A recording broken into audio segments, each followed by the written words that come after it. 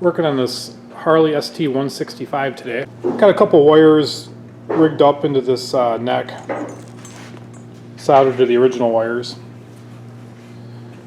Oh, with a 14 gauge, I think that's way too thick. I think this bike originally came with a 16 or 18 gauge, so the rest of it will probably be done with a thinner gauge. We just got to land this under here, and then we're gonna see if we can get the wheels back on it and get it back into a rolling chassis. Well, I'm sanding the chain guard and the headlight bucket and the speedo and the brackets that hold that on. Then you can wire the headlight and put the chain guard on. Just trying to get rid of parts that are all around here. You can get the exhaust on it and take up less space around the shop. I'm putting metal etch primer on first because that bites into metal. Even though I've sanded off all the rust, it has some kind of phosphorus in it. And any kind of little bit of rusty metal, it'll stop from rusting anymore. You'll see where this headlight bucket was heavily pitted, and I'm going to be spraying this with metal etch primer, and most of it's going to be sanded off, but you can see little dimples and stuff where dingers were taken out. And the metal etch primer will stay in those little pits. The Bondo is going to be very minimal, but just to get the wave out of it, and then we're going to leave this in just primer. We've changed our thoughts a lot on this, you know, and we were planning on painting the whole thing. But by the time you'd end up having to buy a front fender, and we want to get working on this and not this, so we were going with like an antique color on this kind of. It's not a black, they call it walnut. And we were going to paint the whole thing. Now we're just going to have this in a stage where somebody can take it apart easily and paint it the final color that they want and buff out the aluminum or have things chromed out.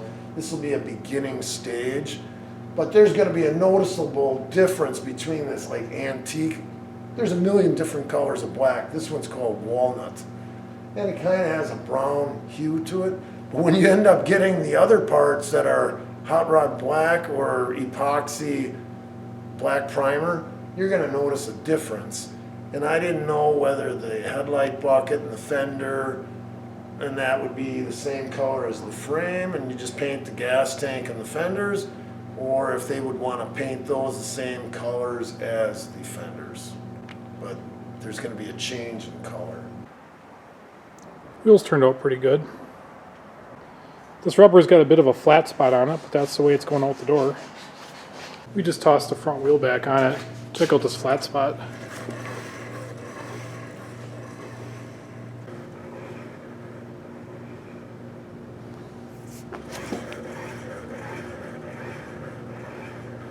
I'm just trying to fill the pits, and there's a few little dingers. So I'm just spreading this really thin, and then we'll sand it. Try to get in primer tonight, and be one step closer. So we got a cheapo brake light we're fitting to this bike. We had a big discussion because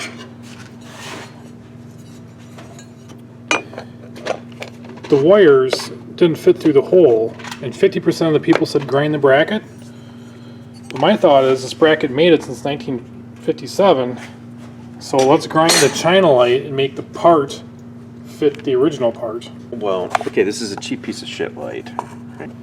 What I did is I ground the bottom so you could bend the wire down. Oh, so you could just, oh, okay. We tried some of this new like fiberglass wire shielding to give it a nostalgic look. Heat shinked it on the end. This is the ground for this light, so we're going to have a running light and a brake light. We got to get this mounted on this fender right now before we mount the fender on the bike. We flipped over to December here, and we went ahead and fit a grommet in there. Put a grommet at both ends. We got our back up on two wheels. You know, if I was 12 years old and I got something like this, I'd think this was just like Dad's, man. This is really cool. The motor's installed now. And we painted up some other stuff to get the headlight and the speedometer in there. And then we got to clean the carb, mount that, do the throttle cable. And then he still hasn't gotten springs for the seat, but we'll mount the gas tank and hopefully we'll be firing it up this week. We're checking out the difference between this horn and this horn. And we're gonna let you listen to the noise. Sounds like a big truck, doesn't it? Well then, so you can see this one doesn't work. And it's all corroded, but you could take it apart and fix it.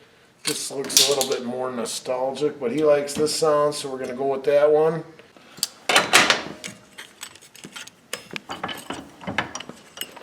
So what we're doing is cleaning this up. You can see how these things,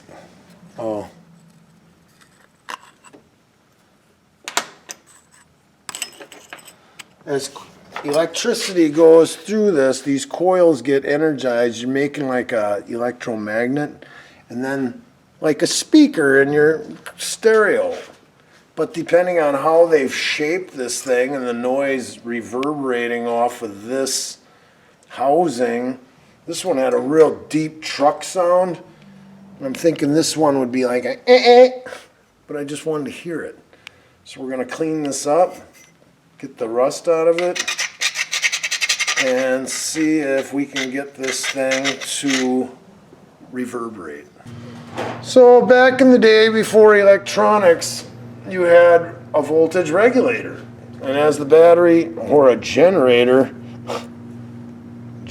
was charging up the bike, this thing is a way that senses it, and points open up right here, right there. And as these open and close, then it's charging the battery or grounding it out.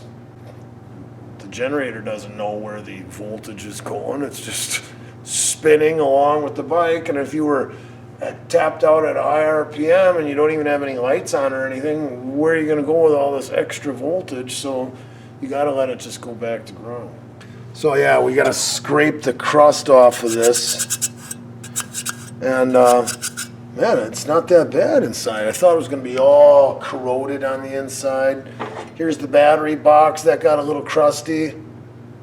And just cleaning that up. We'll get some primer and paint on these and then paint them up. You'll see this one was really bad. It was rusty. It was probably, this is what was on top. And we could always just flip it.